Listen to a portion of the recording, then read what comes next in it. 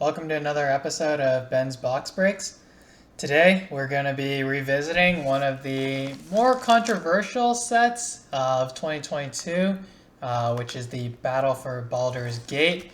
Relatively controversial because of how the power level of the legendary cards compared to the non-legendary cards and the respective rarities. So I'll go into it more as we unbox a couple of these boxes, but we'll just get this open for now. So essentially, you're going to be looking for the ancient dragons, all of which are non-legendary creatures, and then you're going to be looking for a couple of the rares, such as the Battle Bond lands, but because in every single one of these packs you are guaranteed to get a legendary creature, which could be a uncommon, rare, mythic, or and a legendary background. Like the value of the cards in those two pools, the legendary pool, is just so much lower on average than the non-legendary cards. So one other difference in this set, the packs have 20 cards. There's only 24 packs in a box, but we're going to get to it. So our three goals this time are going to be, number one, open at least one of the ancient dragons in the cycle, preferably ancient copper dragon or silver dragon. There's around a 2/3 chance that a box is going to contain at least one. Number two, open a Displacer Kitten, which there's around a 25% chance. That card is just so flexible; it goes into almost any blue deck. And then finally, open at least 3, if not 4, of the Battle Bond lands. I'm specifically looking for Luxury Suite. There's around a 10 to 25% chance of opening 3 or 4 or even more the Battle Bond lands. So since this is an older set, I'm not going to go through most of the commons and uncommons, since most of you guys are going to be familiar with them. But I'll stop when there's one that's worth pointing out. Refined Grizzly. Hey, it's a 2-mana 2/2. Vexing Puzzle Box. Okay, so first pack we get a Vexing Puzzle Box, which is a non-legendary mythic. It's not the best one. It's kind of a meme, but again, I might flash a price list and of the legendary versus non-legendary cards, and you'll see what I mean when I say that you do not want to be opening legendary rares and mythics. Okay, so we also got a foil Undermountain Adventurer. Every single pack in this draft box also has a foil, but cool. Vexing Puzzle Box, first card. Some other cards, you might be looking for, like a Blade of Selves or a Basilisk Collar is a pretty decent card, especially for a budget commander deck. The 5 gates, but the 5 gates are all common, so when you open a couple boxes, you're almost for certain going to get all 5 of them. Command Tower, great card, obviously. Commander staple in every deck. Okay, Raphael Fiendish Savior. So this is one of those relatively undesirable, I would say, legendaries. But here's one, Kindred Discovery. And then the foil is one of these parchment paper legendary creatures. Or side. Kindred Discovery. Okay.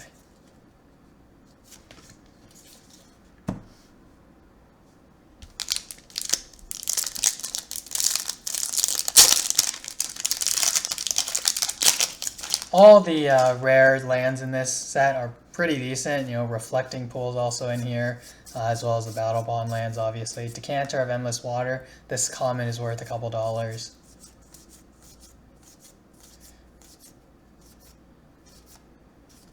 Morphic Pool. Okay, great. So I got one of the Battle Bond lands. This is one of the better ones, the Dimir one. So if for those of you who aren't familiar, it comes into play untapped if you have 2 or more opponents. Since this is a commander set, most of the time when you're playing this card, it's going to be in the multiplayer, commander situation. So that's why these bond lands are desirable. Okay, so I would say that we're off to a decent start. This set was pretty badly taken by most of the community because it was priced at the level of like a normal Commander Legends set, but the power level is just nowhere near that. And that's besides the fact that Owl Bear Cub, cute card. That's besides the fact that there's the issue with the legendary cards being so much weaker than the non-legendary cards. Just in general, there's very few high chase, very versatile commander cards. Obviously, Ancient Copper Dragon is a $60 card, but no Jeweled Lotus, none of the Moxes like Mox Amber, Chrome Mox, whatever. Cultist of the Absolute, that's not a very good card. Gale, Waterdeep Prodigy, Tomb of Horrors Adventure. So I actually pulled 3 rares in this pack, but none of these are really too much to ride home about. But it happens. Also, before I forget, I'll sleeve up the Kindred Discovery. This is actually a good card.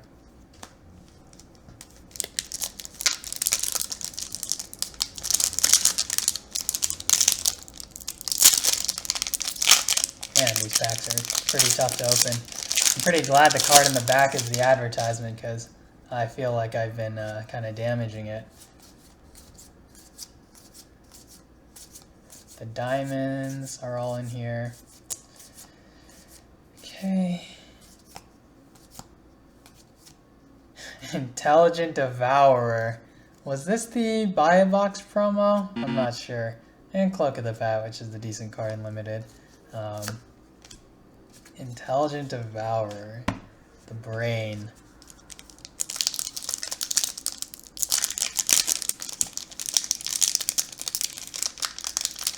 Is there a...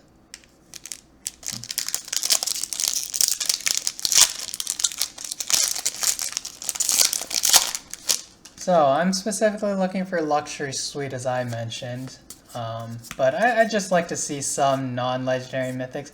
Also, this card right here, Cliff Gate. All 5 of the gates are in this set. These common gates that allow you to tap for another color. I don't know why Cliff Gate is written as one word. I haven't figured that out yet. All the other ones, it's the gate is its own word, but not that one. Okay, Sculpted Sunburst. Not too exciting. And this Dragonkind. Alright, last pack of the first pile. So, this is pack number 8. Another Orb. Another Decanter. That's actually a good common to get. These packs have a lot of uncommons, by the way. Tasha the Witch Queen. Okay, that's in the legendary slot. Not too bad. And then Baroom Brawl for the regular rare slot. You're also looking for Nature's Lore in the common slot. Kind of interesting because it was just reprinted as an uncommon in Dominaria Remastered. But in this set, you can get a lot of them since it's a common. Tasha Witch Queen, good thing it was in the legendary slot. It's worth a couple dollars. I'll flash the prices again as last time, but not looking for that. Really, the only legendary mythic you really want is Minskin Boo. The others are kind of forgettable, to say the least. Oh, Reflecting Pool. Okay, that's a great card. And a foil Descent to Avernus. I've actually pulled 3 of these, I believe. Guess I'll sleeve it up, but I think there were some meme decks trying to build around this Descent to Avernus, so I'll take a foil version of it. but I don't think anything really came out of that. Reflecting Pool is actually a great card. So really happy to pull that. Okay, is this pack 10 or 11? Let's see.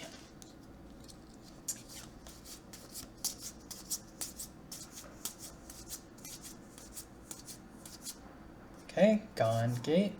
It's a decent uncommon. Robe of the Arc Magi. And foil Grey Harbor Merfolk.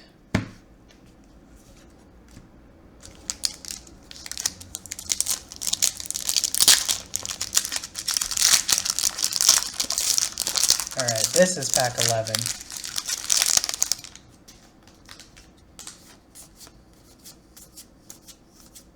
Citadel Gate, Black Dragon Gate, Wayfarer's Baubles, great card. Swiftfoot Boots is a great card for a budget commander deck.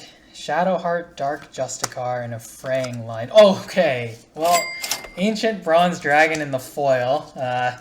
Unfortunately, Ancient Bronze Dragon is the worst out of them, but we'll take it, especially in the foil slot. That's a nice pull.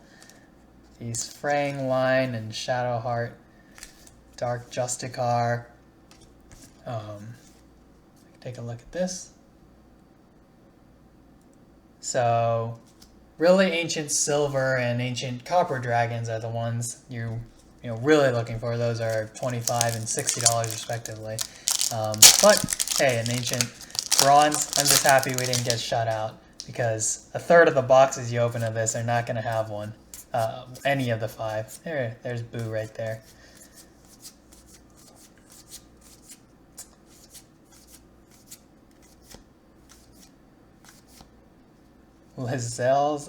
Lazel's Acrobatics. Sorry. Okay.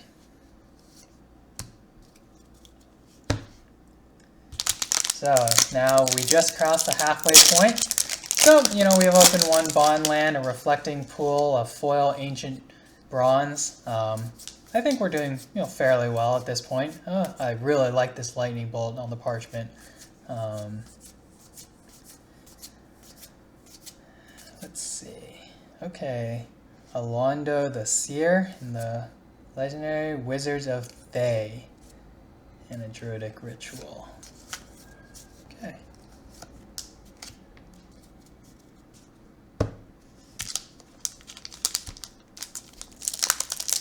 Alright, pack number 14.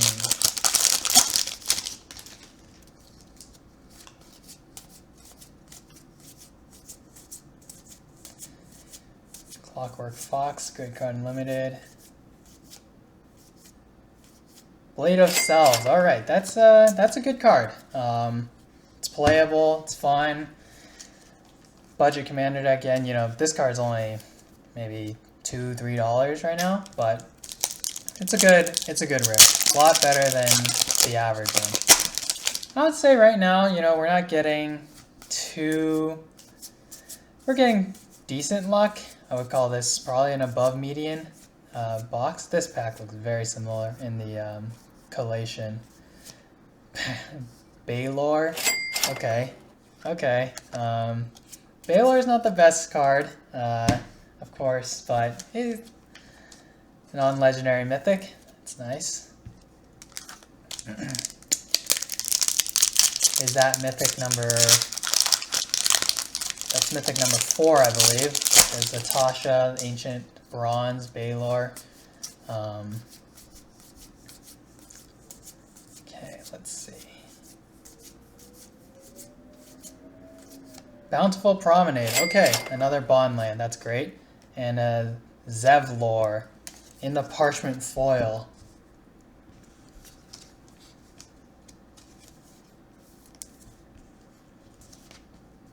Again, not a card that's worth too much, the Zevlor in the parchment, but it looks nice, and maybe someday try out some strategy or something with this. But beautiful Promenade. This is another one of the Bond Lands, as you can see, green-white. So we're happy about that. Let's see if we can pull a third one in the final 8 packs.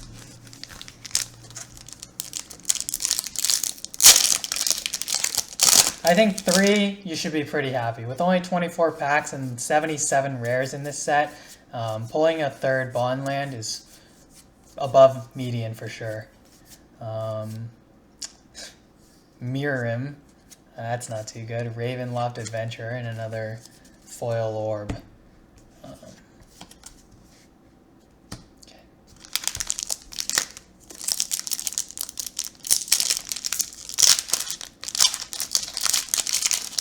I shouldn't write off Mirim that much. I mean, at least it's not a bulk rare. I'll say that. Okay, another faceless one. Arcane Signet, of course, another Commander staple. Another robe, sorry, of the Arch Magi. That's not that inspiring, but... Alright, we got 6 more to go. Alright, let's see another Ancient Dragon. Another Ancient Dragon or another Bond Land.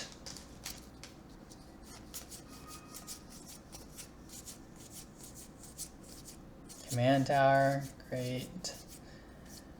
OG. Not a Lloyd ship in the extended art. That might be the first extended art card we've opened in this box. You know, again, not a Lloyd ship. It's not a bad card. Extended art, decent pull.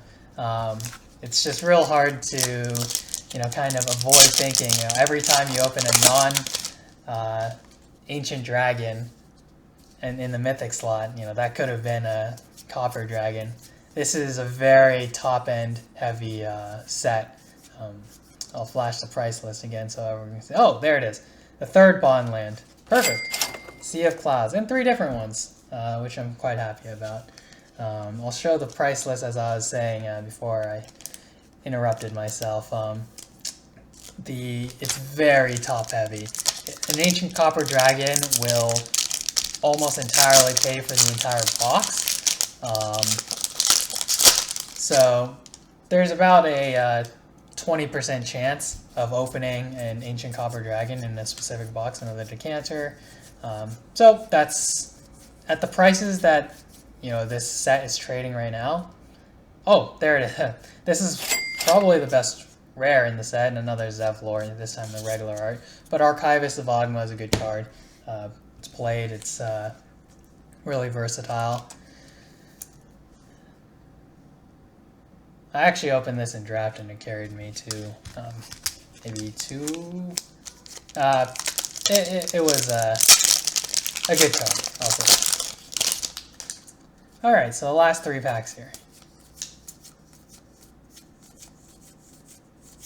Another Clockwork Fox, Ambition's Cost. Okay, Basilisk Collar. Hey, I mentioned I wanted one. You know, this card's only maybe $2 or $3, somewhere in that range, but great to open one. Death Touch and Lifelink, 1 mana, 2/2 equipped.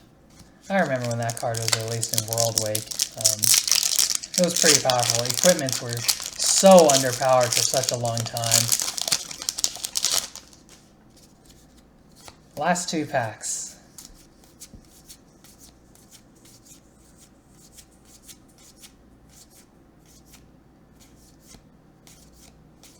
Blood Money. Alright. I think a lot of people, when this set first came out, a lot of people had some, you know, pretty high hopes for Blood Money. It ended up not being as good as, you know, I guess those people were hoping for, but it's a reasonable card. It's a good pull, too.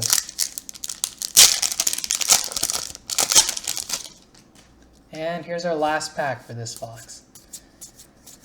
Oh, regular Lightning Bolt, Parchment Decanter, that's a good card.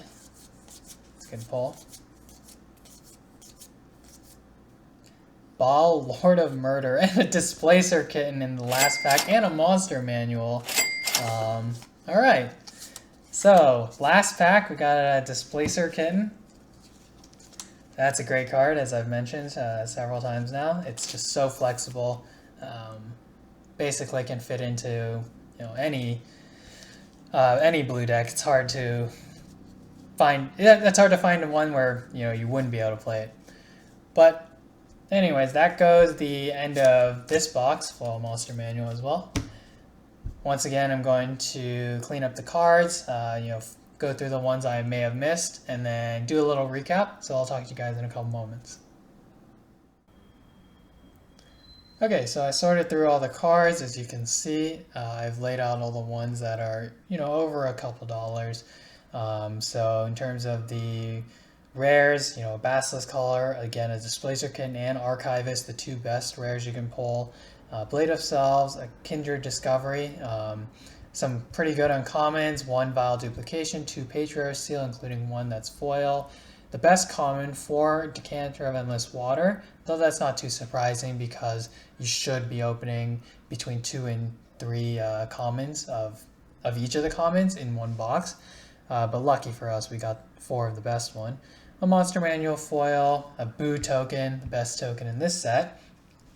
Again, the rare lands, we got 3 Bond lands and the Reflecting Pool, all great pulls. A Blood Money, a Nautiloid ship in the extended art. Baldur, the foil Ancient Bronze was the best hit, I would say. And then we have Tasha and a Vexing Puzzle Box, which are more on the mediocre side. But I think clearly once I flash the prices of the cards throughout this video, you'll see that this was a far above median box. Maybe not far, but significantly better than average. Of course, it would have been better with an Ancient Silver or an Ancient Copper, obviously, but just the commons, uncommons, and this group of rares easily makes up for the current market prices right now of a draft booster box. So hope you guys enjoyed. There'll be another one coming out soon for box number 2. Again, leave a comment for any suggestions you have on other sealed product that you're interested in. If that's Phyrexia All Will Be One or an older set like this. And thanks for watching.